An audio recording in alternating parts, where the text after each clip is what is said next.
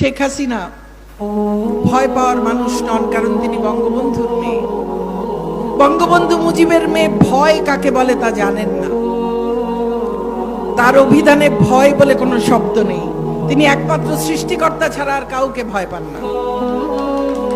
অতএব তাকে কোনো ভয় দেখিয়ে কাজ হয়নি। 81 সালে যেমন ফিরে এসেছিলেন, 2007 সালেও একইভাবে ফিরে এসেছিলেন।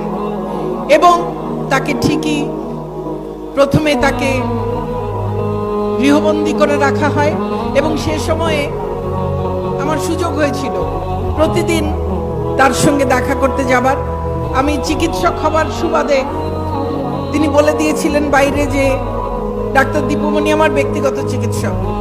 সেই পরিচয়ে রোজ আমার যাবার সুযোগ ঘটতো, এবং আমি সেখানেও দেখেছি যখন জানি হয়তো খুব শিগগির তাকে গ্রেফতার করা হবে, তখনও একদিন আমি দু একটি ঘটনার কথা উল্লেখ করতে চাই। আজকে সুযোগ পেয়েছি, আপনারা আছেন। একদিন তিনি বসে বসে বলছেন কোথা থেকে কোথায় রেল লাইন কি কি করবেন, কোথায় ব্রড গেজ হবে, কোথায় মিটার গেজ হবে, কোন জায়গায় রেল সেতু করবেন, তাহলে সারা বাংলাদেশে রেলওয়ে নেটওয়ার্ক কত ভালো কাজ করবে, পার্শ্ববর্তী দেশগুলোর সঙ্গে কোথায় কোথায় রেল সংযোগ করলে ব্যবসা বাণিজ্যের প্রসার ঘটবে, দেশের আর্থিক উন্নয়ন ঘটবে। আমি পাশে বসা শুনতে শুনতে এক সময়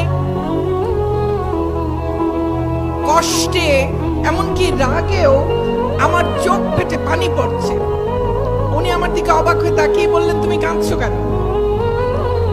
আমি বললাম, আপনাকে যে কোনো সময় গ্রেফতার করে নিয়ে যাবে, আপনি এখন আছেন গৃহবন্দী, আপনি এখন সারা দেশে কোথায় রেল লাইন বানাবেন সেটা নিয়ে আপনি চিন্তা করছেন। উনি আমার দিকে তাকিয়ে হেসে বললেন, এটা নিয়ে ভয় পাওয়ার কি আছে, গ্রেফতার করবে আমাকে। গ্রেফতার করলে কি আমাকে তারা আটকে রাখতে পারবে? এই বাংলাদেশের মানুষ কি তা হতে দেবে? আমাকে গ্রেফতার করবে, বাংলাদেশের মানুষ আন্দোলন করবে, আমাকে ওরা মুক্তি দিতে বাধ্য হবে, ওরা নির্বাচন দেবে, আমরা নির্বাচনে জিতব, আমরা দেশ পরিচালনা করব। যখন আমি দেশ পরিচালনার দায়িত্ব পাবো, তখন পরিকল্পনা করতে গেলে তো আমার সময় নষ্ট হবে। আমি তো সব সময় পরিকল্পনা করে রাখি, আমি দেশের পরিচালনার দায়িত্বে গেলে আমি কি কি কাজ করব, আগে থেকে চিন্তা করে তো রাখতে হয়। একটা মিনিট তিনি নষ্ট করেন না, সারাক্ষণ ভাবছেন দেশের কোন জায়গায় কোন উন্নতিটা করলে মানুষের কিভাবে সুবিধা হবে। তার ধ্যান জ্ঞান সমস্ত কিছু এই দেশের মানুষ, এই 56,000 বর্গ মাইল, ওই সুনীল সমুদ্রে 1,18,813 বর্গ কিলোমিটার, সমস্তটুকু এই মানুষ, এই প্রকৃতি, এই মাটি, এর সবকিছু, এই নদী তার প্রবাহ, সবকিছু এই মানুষটির মনের মধ্যে প্রতি মুহূর্তে আছে। এর বাইরে আর কিছু ভাবেন না। তার নিজের কি হবে, পরিবারের কার কি হবে, কোনোদিন ভাবেন না। তাকে গ্রেফতার করে নিয়ে যাওয়া হলো।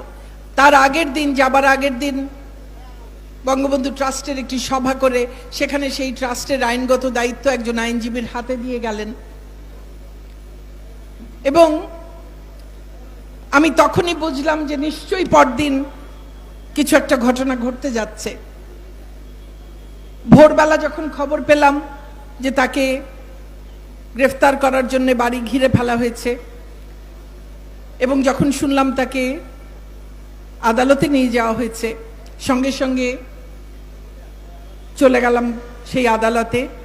এবং আমি যখন গিয়ে পৌঁছেছি, অনেক ভিড় ঠেলে নেত্রীর একদম পেছনে গিয়ে দাঁড়িয়েছি, তখন তিনি তার জবানবন্দি দিচ্ছেন। এবং সেই জবানবন্দিটি আমি আশা করি আপনারা সেটি নিশ্চয়ই কোথাও ছাপা আছে, পড়ে দেখবেন। একজন মানুষের কতটা আত্মবিশ্বাস থাকলে, কতটা দেশপ্রেম থাকলে, মানুষের প্রতি তার কতটা আস্থা থাকলে তিনি ওই কথা দাঁড়িয়ে আদালতের সামনে দাঁড়িয়ে ওই বক্তব্য দিতে পারেন। তিনি বলেছেন, আমার দোষ যদি হয় মানুষকে ভালোবাসার, আমি দোষী। আমার দোষ যদি হয় দেশকে ভালোবাসার, আমি দোষী। আমার দোষ যদি হয় দেশের জন্য কাজ করার, আমি দোষী। এই কথা একমাত্র শেখ হাসিনা, শেখের বেটিই বলতে পারেন।